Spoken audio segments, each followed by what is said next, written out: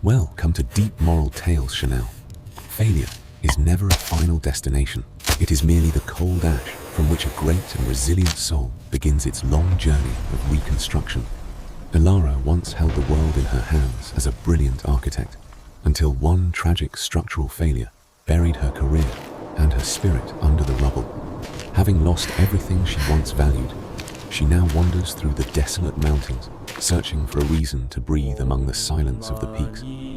Hidden within the clouds, an ancient monastery of stone awaits those who have reached the end of their hope, offering a final refuge for the broken. Standing before the heavy wooden gates, her eyes are empty of light, mirroring the deep void left by a life that was shattered in an instant. At the edge of her despair, she finds the entrance to true freedom, stepping into a world where the laws of the mind outweigh the world. Her first lesson begins with the struggle of fire. As the wind kills every spark, she feels the familiar sting of failure and rising inner anger.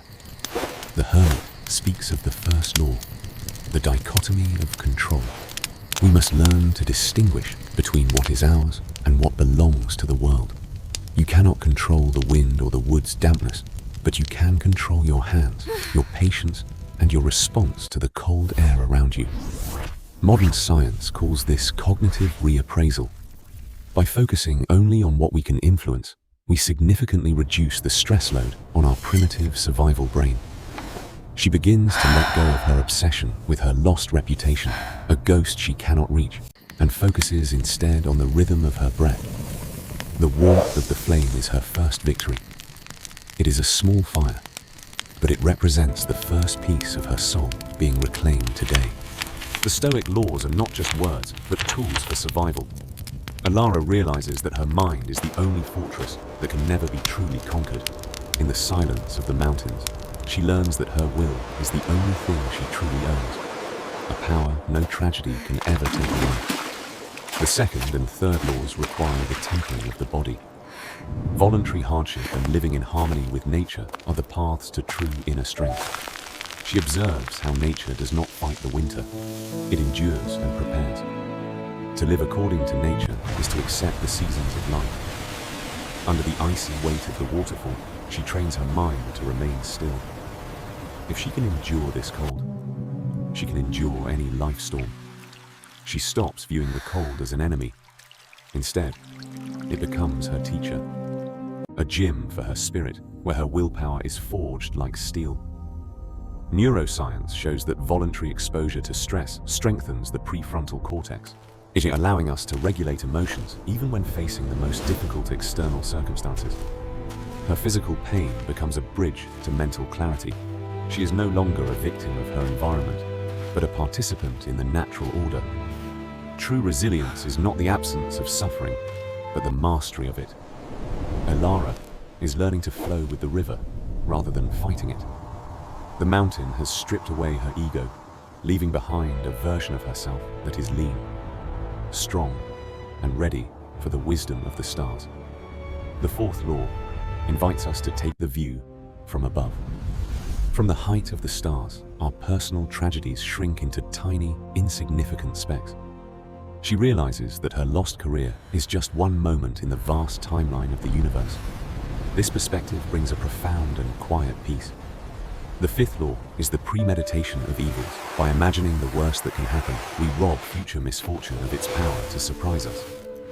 She practices losing everything again in her mind. Yet when you are prepared for the end, you can finally enjoy the beauty of the present moment. Our brains are not fixed, they are plastic. We can literally rewire our neural pathways to adapt to loss and find new ways to thrive. The attachment to her old identity was her heaviest chain. By letting go, she discovers that her soul is capable of infinite new beginnings. Her mind becomes as vast as the horizon she surveys. The noise of the city and the sting of failure are now distant echoes. She is no longer just a woman who failed. She is a witness to the grand design of existence, standing firm in her own truth. Amor fati, the love of fate. Elara does not just accept what happened, she chooses to love it as the essential fuel for her transformation. The seventh law Memento Mori Nicely done, reminds her everyone. that time is her most precious resource. Knowing she will Yes, die good makes her work, truly Elara. alive today. She uses her This skills bread not is for fame, wonderful. but for service. Elara Every made beam it she helps herself. lift is a testament to her new and breakable We are foundation so of character. lucky to have her. Her designs are no longer made of just steel and glass, but of empathy and purpose. She builds for the people, not for her ego. She realizes that her collapse was necessary. It was the demolition required to build something much more beautiful and enduring than a skyscraper. The hands that once trembled in despair are now the steady tools of a master. She has integrated her pain into her creative power. Life is fragile and fleeting, like a blossom in the wind. This realization does not your bring training sadness, is but a complete. fierce, joyful urgency to May live. your inner peace The master guide sees you. that the student has surpassed the lesson. Elara has become the architect of her own destiny, forged in the fires of Stoicism. She is ready to return to the world. She leaves the monastery not as a fugitive, but as a conqueror of her own inner shadows. She loves her fate, every scar and every failure. They are the materials of her masterpiece. It's the blueprint of a soul that cannot be broken. Elara descends from the mountain, returning to the city that once broke her. But the woman who returns is not the one who left. She looks at the tall buildings and no longer feels the weight of her past. She sees a landscape of opportunity to build with wisdom. In the heart of the noise, she carries her own silence. The 7 laws are the compass that guides her through every modern storm. You are never defined by your failures. You are defined by the courage you find to rise and the character you choose to build. The journey from ash to diamond begins with a single choice. Your rebirth starts now, with the power of a mind that chooses to endure.